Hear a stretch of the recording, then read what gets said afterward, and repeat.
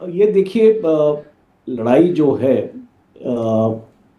एक MOU sign हुआ था। एमओयू एक्चुअली कोई इतना लीगल डॉक्यूमेंट नहीं है कि भाई आपने उसको स्ट्रिक्टली फॉलो करना था, बट एटलीस्ट एक पहल करी गई थी और एक सीज फायर टाइप दो, एक मैं इसको एक क्लासिकल सीज फायर नहीं बोलता हूँ, बिकॉज ये सीज फायर के दौरान भी हमने देखा है इसका वायलेशन हुआ है। बट वो कोई इतना मेजर वायलेशन नहीं था और वो एक्सेप्टेबल भी था, बिकॉज वो कोई सीज फायर को एक डेंजर जोन में नहीं लेके जा रहा था। पर अब जो सिचुएशन आ रही है, और डोनाल्ड ट्रंप ने कांग्रेस की तरफ भी रुख कर लिया है और कांग्रेस को इन्फॉर्म कर दिया है कि ये जंग दोबारा से एक रीओपन ऑलरेडी उसको हो चुकी है। तो मुझे लगता है कि अभी जो इसको मिडिल ईस्ट के जो हालात हैं वो एक स्टेबल नहीं है। और एक अगर मैं एक इसको मिलिट्री में जब हम एक एप्रिसिएशन करते हैं तो सबसे पहले उस एप्रिसिएशन का एक टॉपिक होता है रिव्यू ऑफ सिचुएशन। और रिव्यू ऑफ सिचुएशन अगर मैं अभी इस लास्ट 72 आवर्स की मैं देखूं, और जिस तरीके से ताबड़तोड़ हमले हो रहे हैं, 180 170 आई थिंक टारगेट्स आपके 2 दिन में ही इसको अमेरिका ने एड्रेस किए हैं। और आने वाले वक्त में भी अमेरिका इसको और भी इसमें अपना भीषणता इसको लाएगा। और इसको ईरान ने रिटेलिएट किया है जो उसके लिए सॉफ्ट टारगेट्स हैं, बिकॉज जिसको मारना ईरान के लिए आसान है, जैसे कुवैत में मार देगा, बहरीन में, कतार में, ओमान में, और आपका यूएई में और जॉर्डन में। तो ये 6 देश हो गए आपके एड्रेस हो चुके हैं। सऊदी अरेबिया बचा हुआ है फिलहाल, उसको वो भी शायद इस लपेट में आएगा।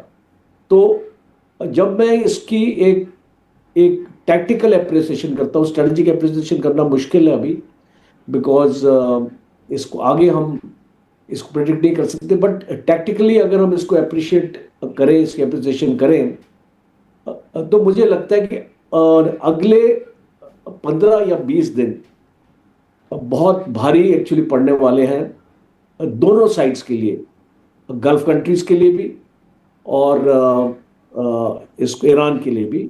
और जो स्ट्रेट ऑफ हॉर्मूज है, अगर उसको मैं देखता हूं, जिस प्रकार से दोनों कोशिश कर रहे डोमिनेट करने के लिए, तो मैं बोलता हूं कि जो कांटा जो एक्चुअली फंसा हुआ है आज इस लड़ाई में, वो आपका यूरेनियम एनरिचमेंट नहीं रहा है, वो आपका इसको मिसाइल्स प्रोग्राम नहीं रहा है, वो आपका न्यूक्लियर प्रोग्राम नहीं रहा है। आज जहां पे ये चीज फंसी हुई है वो है control of straight of Hormuz. और इसीलिए बहुत इंपॉर्टेंट है इसको अप्रिशिएट करना कि इसमें प्रॉब्लम क्या आ रही है। इसको यूनाइटेड स्टेट्स इसका कंट्रोल ईरान को क्यों नहीं देना चाहता, और ईरान इसको अपने कंट्रोल में क्यों रखना चाहता है। ये दो इंपॉर्टेंट मुद्दे हैं डिस्कशन के, बिकॉज जैसे ये रिजॉल्व हो गया, आप देखना ये इसको लड़ाई बंद हो जाएगी। तो स्ट्रेट ऑफ हॉर्मूज में अगर मैं इसको अप्रिशिएट करूं, इसमें आपके 3 चैनल हैं। एक आपका ओमान चैनल है, एक आपका सेंट्रल चैनल है, और एक आपका ईरान चैनल। सेंट्रल चैनल आज की डेट में बंद है क्योंकि माइंस लगे हुए हैं। जब तक वो माइंस आपके निकलेंगे उसमें काफी टाइम लगेगा। जो देखिए, अगर आप सी में एक्चुअली माइंस अपने लगा देती है, माइंस भी हिलती हैं, फिक्स नहीं रहती, कई जगह मूविंग माइंस होती है। तो इनको भी इसको आइडेंटिफाई करना और फिर डिस्ट्रॉय करना, वो एक बहुत टाइम कंज्यूमिंग एक्टिविटी। अब इसको यहां पे इसको यूनाइटेड स्टेट्स की प्रॉब्लम कहां आ गई, इसको यूनाइटेड स्टेट्स की प्रॉब्लम ये आ गई, इस स्ट्रेट ऑफ हॉर्मूज को यूज मर्चेंट वेसल्स ने ही नहीं करना है। नेवल वॉरशिप जो आपकी यूएस नेवी के हैं, वो भी अपने बेसिस को वो लोग अपना कैसे सस्टेन करेंगे। सपोजिंग उसने इसको बहरीन के बेस को सस्टेन करना है, कतार के बेस को सस्टेन करना है, अपनी जो फिफ्थ फ्लीट है जो उसकी, उसको सस्टेन करना है। और एयर मेंटेनेंस से तो नहीं कर पाएगा ना वो। राइट। नेवल उसको एक अपनी जो अपनी वॉरशिप्स लेके आनी पड़ेगी, और वो अगर वॉरशिप्स अगर वो इसको ओमान के चैनल से नहीं ला पाएगा और उसको ईरान बोलेगा आप ये आप हमारी तरफ से लेके आओ, तो वो उतनी उसकी वल्नरेबिलिटी है उसकी, और वो नहीं चाहेगा ईरान इसको कंट्रोल करना। तो उसको मुद्दा एक्चुअली यहां फंसा हुआ है, और जब तक ईरान इसको रिकंसाइल नहीं करेगा। मेरा लास्ट कमेंट ये है कि इसको ईरान के लिए सब कुछ अच्छा चल रहा था और एमओयू उसके फेवर में था,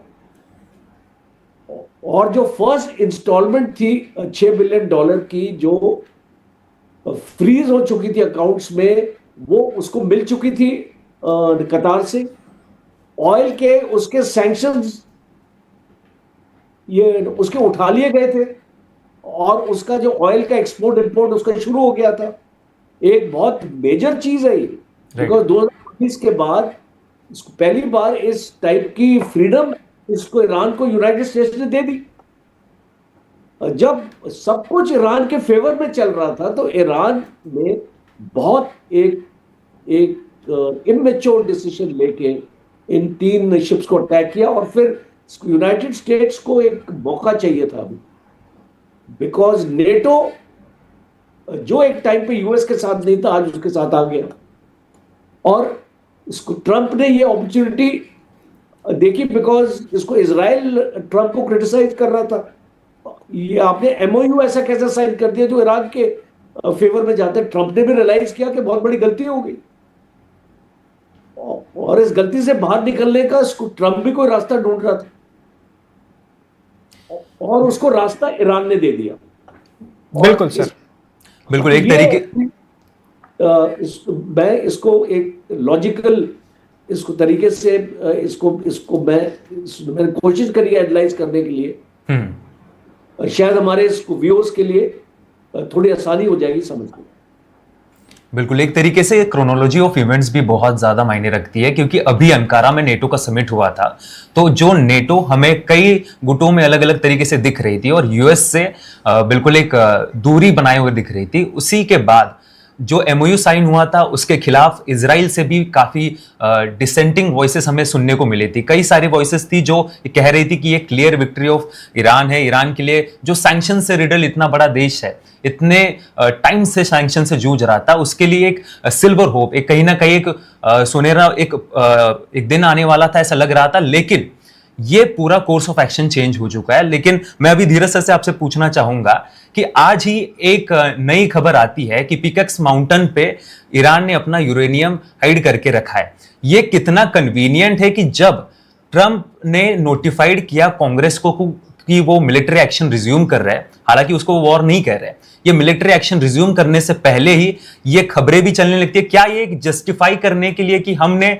एमओयू से बाजू हटकर फिर से मिलिट्री एक्शन शुरू कर दिया है, तो उसे जस्टिफाई करने के लिए एक नई खबर यूएस की वेस्टर्न मीडिया से आई है? नमस्कार, thank you for having me on the show. क्या आपको मेरी आवाज आ रही है? बिल्कुल आ रही है सर जी, पहले तो thank you for giving the opportunity, और जनरल साहब को भी सैल्यूट एंड नमस्कार। मैं आपको कॉम्प्लीमेंट करना चाहूंगा because I am in the media world, और मैं फिजिशियन हूँ और साथ में एआई और बायोटेक की कंसल्टेशन भी करते हैं। लेकिन overall I work extensively in media here as well as in India. लेकिन आपका चैनल बहुत मुझे क्लोज कॉन्टैक्ट्स, फिजिशियंस, जो इंटेलेक्चुअल लोग हैं यहाँ यूएस के, भारतीय ओरिजिन के, वो काफी अब पसंद कर रहे हैं, और उन्होंने मुझे रिकमेंड किया कि मैं आपके साथ कनेक्शन में आऊं। So thank you, and I think you guys are doing a great job. So I wanted to start with that. तो बहुत ही आप क्वेश्चंस मैंने आपके कई सुने भी, बहुत ही स्पेसिफिक क्वेश्चंस होते हैं और तथ्यों पे बात करते हैं instead of emotional back and fourth. तो आई कॉम्प्लीमेंट यू फॉर दैट। देखिए, मैं जनरल साहब बहुत एक्सपीरियंस्ड पर्सन है।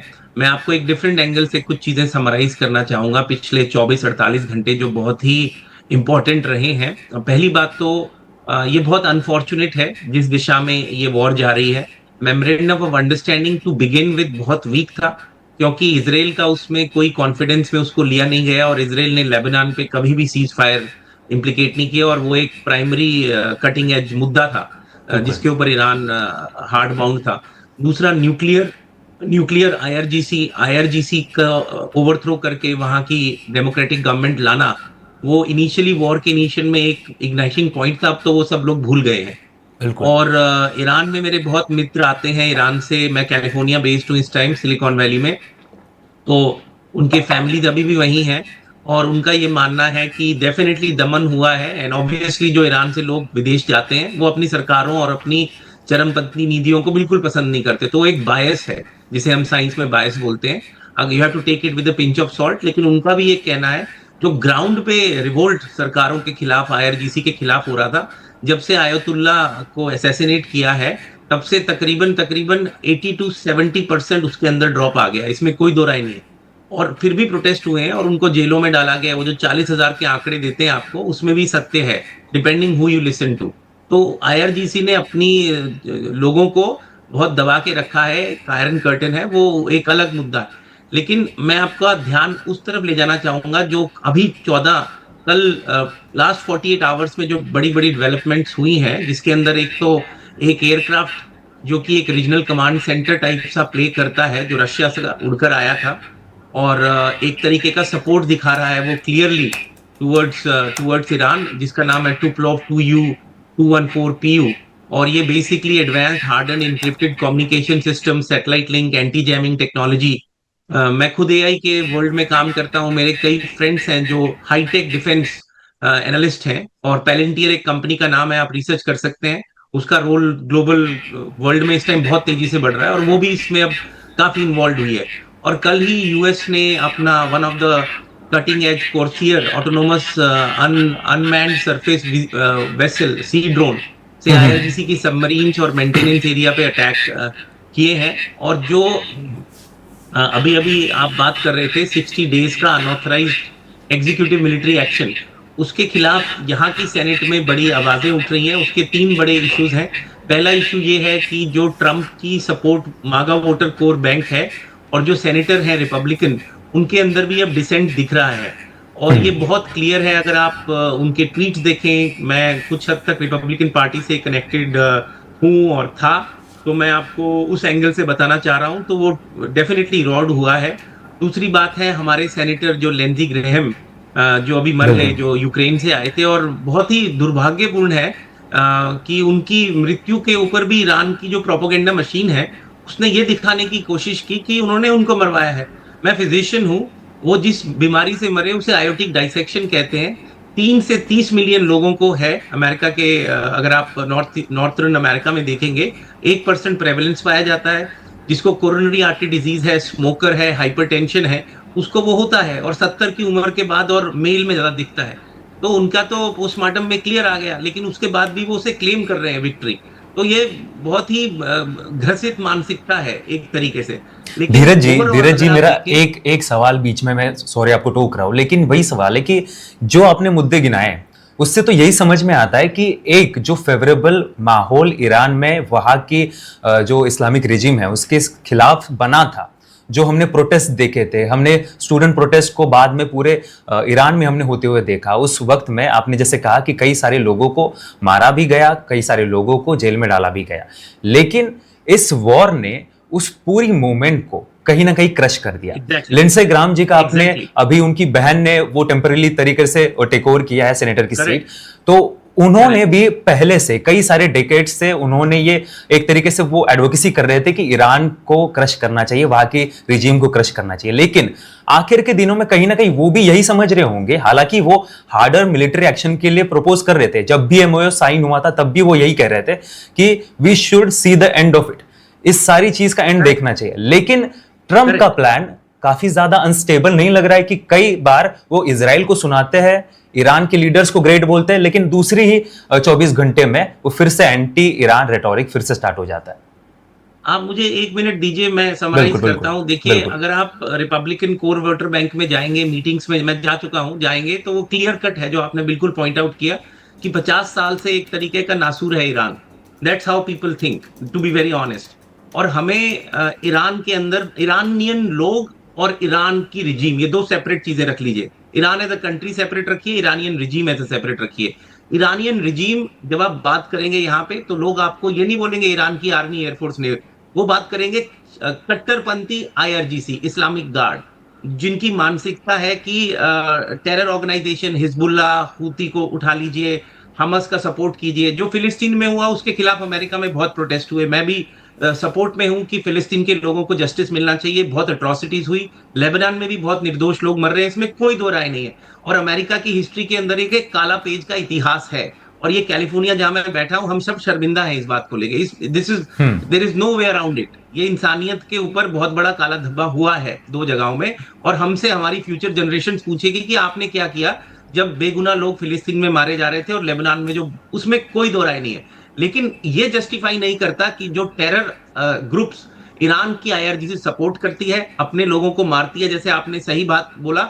लेकिन ये समझना जरूरी है, वो जो लोग रिवोल्ट कर रहे थे वो एक fraction of educated young youth थे, वो बिग मासेस नहीं थे अभी तक। ये बहुत ही इनिशियल स्टेजेस का मूवमेंट था। ऑल्दो वेस्ट मीडिया इसको डेफिनेटली दिखा रहा है कि बहुत बड़ी मास सपोर्ट थी, ऐसा टू ग्राउंड जो मेरे कॉन्टेक्ट्स हैं उन्होंने बताया ऐसा नहीं था। ये कॉलेज के स्टूडेंट्स थे। उससे पहले आपने बुर्का के ऊपर आपने देखा लड़कियों का जो रिवोल्ट हुआ था, तो कहीं ना कहीं वो फ्रीडम के फाइट कर रहे थे। लेकिन जो गल्फ के अंदर ईरान ने ये जो कदम उठाया कि वर्ल्ड का 20% एनर्जी, खासतौर पे उन देशों का जिससे दूर दूर तक इस लड़ाई का लेना देना नहीं है, जो कि हरमूज पे डिपेंडेंट है, जिसमें नंबर 1 चाइना था, लेकिन चाइना की सिर्फ 15% था और नंबर 2 पे भारत आता था। अब तो भारत ने डाइवर्सिफाई किया है अपने आप को और महंगी जगहों से तेल खरीद रहा है, वो एक अलग दुनिया है। लेकिन बहुत सारी ऐसी देश हैं जिनके ऊपर ये अपॉर्चुनिटीज नहीं थी। अफ्रीका के बहुत सारे देश हैं, साउथ ईस्ट एशिया के, जिनकी अब इकोनॉमीज ऑलमोस्ट स्टैगफ्लेशन और रिसेशन की कगार पे खड़ी हुई हैं बिकॉज ऑफ दिस टेरर जो कि हरमूज पे इन्फ्लिक्ट हो रहा है। और मैं आगे आपका ध्यान ये इस तरफ भी दिखाना चाहूंगा कि अब हूती का कनेक्शन रेड सी और जो सऊदी का तेल आ रहा है वो कहां जा रहा है। Subscribe to One India and never miss an update. Download the One India app now.